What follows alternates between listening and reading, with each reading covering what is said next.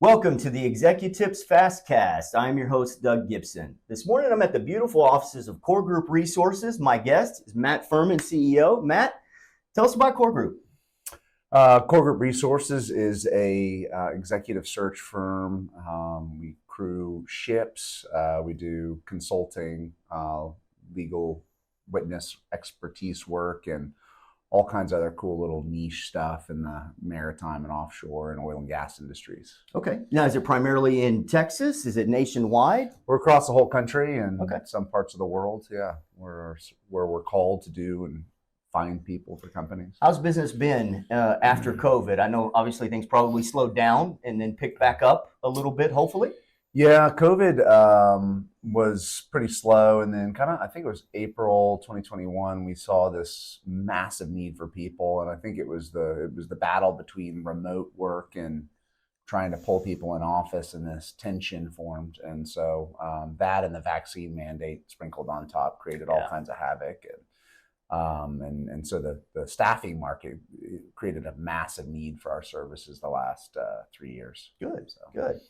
So tell me about a personal habit or a routine that has contributed to your success over the years. And it could even be something before you started Core Group or one of your other endeavors. I think having a strong vision, there's a book called Dream Manager where you have a vision of what you want your life to be, and you have that image in your mind. And so every micro decision you make in the present should be towards that vision. You know, who you date, where you work, what you do day to day, what habits you pick up, what slows you down. You know, do you do drugs or not? That kind of thing. Yeah. And so if you have a strong image of for me it was as a kid I was running through my neighborhood. This young family with a kid came to the door in a nice big house, and I was like, you know what?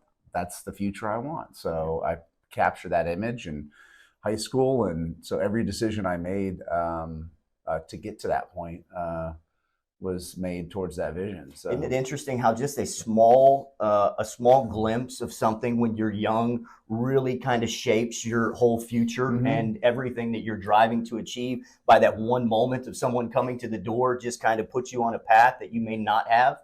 Right. Had you not had that knock on the door. That's pretty interesting. It's and then you get there, and all of a sudden, you've got a wife, you've got 4 kids, you're in a decent house, and you're like, wait, it manifested itself. Now what?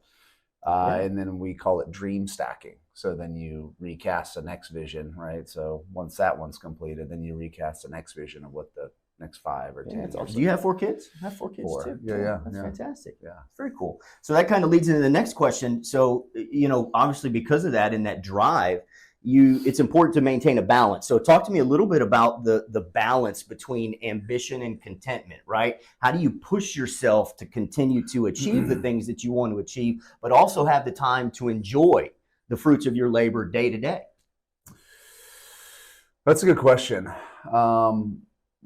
Ambition, what do they say? The most dangerous thing in the world is someone's ego, and so ambition and ego drive you to a vision of the future of where you're headed. But ambition can also terrorize relationships, can terrorize people. Absolutely. And career-wise, we see a lot of people who have massive ambition and show it actually get promoted less because they're perceived as a threat, right? Versus your people who have ambition, but they're there to serve and then build everyone up. The ones who serve get updrafted and move up the ranks faster.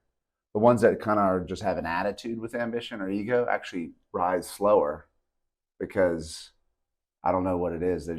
Maybe it's threat, self-preservation. Yeah, that's an interesting dynamic. I mean, is that something you look for at Core Group, that servant mentality? Well, service before self, but just helping, support. And if you're supporting and bringing up, but if it's an attitude of I should be on top or I'm not there yet, it actually creates an opposition. So the balance between contentment, just being happy in the present of whatever job you're doing. A lot of people who are dissatisfied with the job, if that starts to permeate off of them, and they're not content or they're not happy with what they're doing, yeah, you may need to shift careers. But if you're being paid, if cash is entering your bank account, you need to crush whatever it is that is in front of you with joy, right?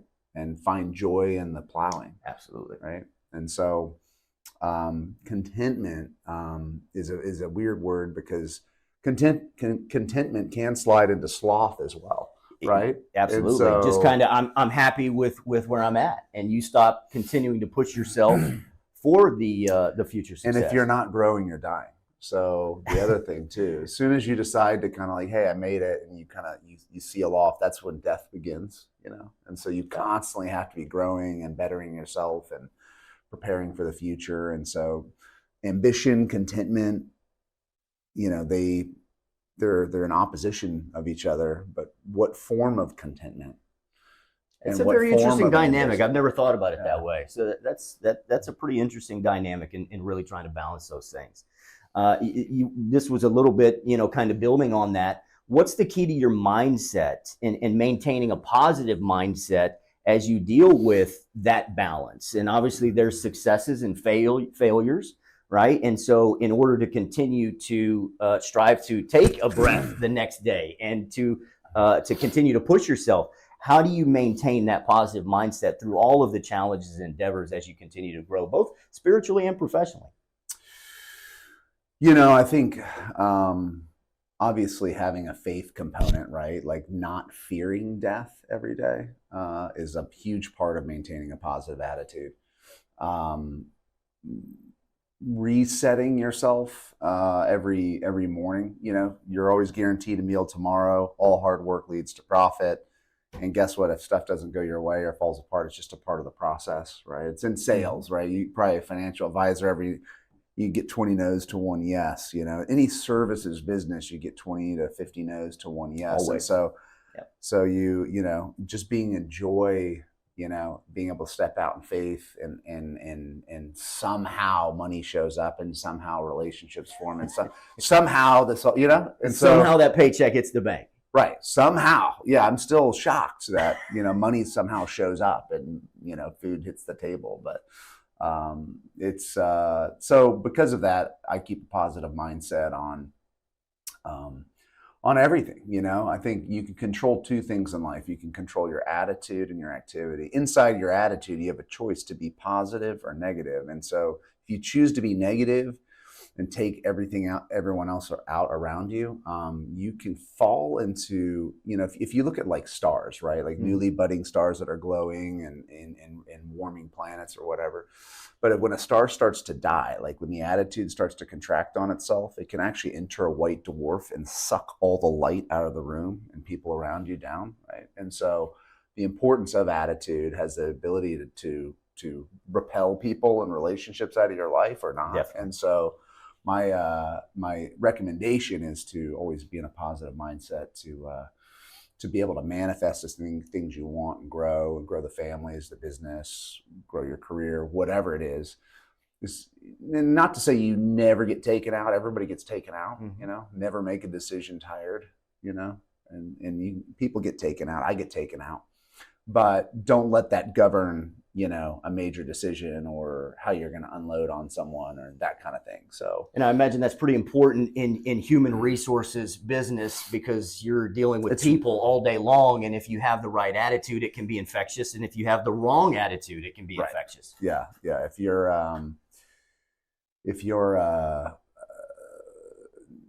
you know, your reputation in the services business, right, precedes you. So if you're negative and kind of Debbie Downer and you're wondering why things aren't growing around you and you're sowing bad seeds that don't grow and you're wondering where are my trees, where are my fruits, and you kind of point the finger back at self, then the seeds you're sowing are bad. If you're positive and you're sowing good seed, right, then, you know, you plant seeds, you water those seeds with love, trees start to grow, fruit show up, you don't know where it's coming from, you know. It's not rocket science. No, absolutely. Well, some great wisdom today. I appreciate it. Enjoy the lessons. Matt Fuhrman, Core Group Resources. Thank you very much. I appreciate the time, Matt. Thank you.